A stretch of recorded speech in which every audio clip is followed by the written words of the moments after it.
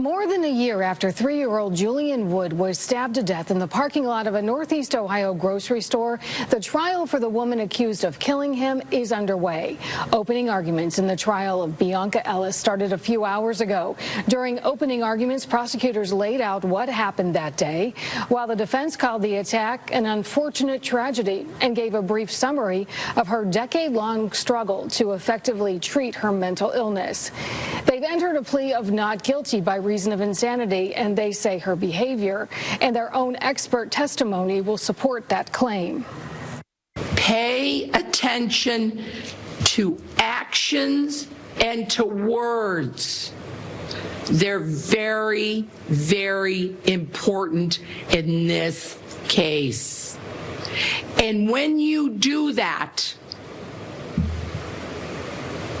you will find Bionca Ellis guilty beyond a reasonable doubt for each and every count of this indictment. She's responsible for the murder of Julian. She acknowledges through her lawyers that she's responsible for the attempted murder of Margot. There's no running away from that. That's not what this trial is about.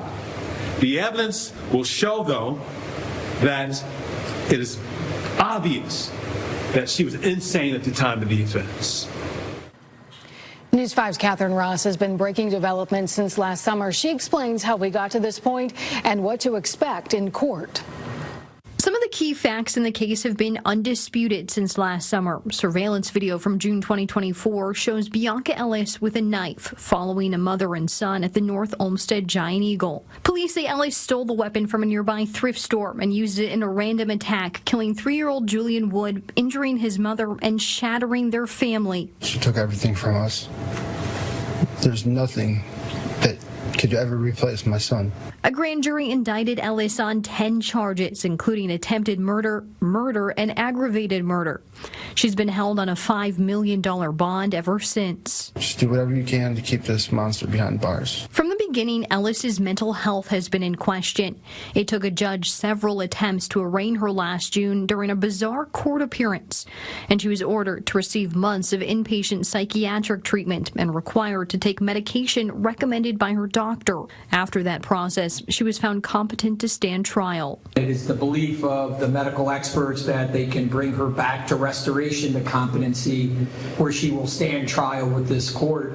Over the past year, our team has been digging into Ellis's background. We found she's had several police encounters, including trespassing charges in Florida and an alleged assault against hospital staff in California. North Olmsted police were also familiar with her from a previous shoplifting charge. Officers there took her into custody on a warrant a few days before the stabbing. And the day of the attack, surveillance video showed her stopping by the department. In the murder case, Ellis's legal team changed her plea to not guilty by reason of insanity. Legal experts have told News 5 that defense will look at her state of mind during the crime. And they've said if Ellis is ultimately convicted, her mental health could inform a debate about whether the death penalty could be on the table. In Cleveland, Catherine Ross, News 5.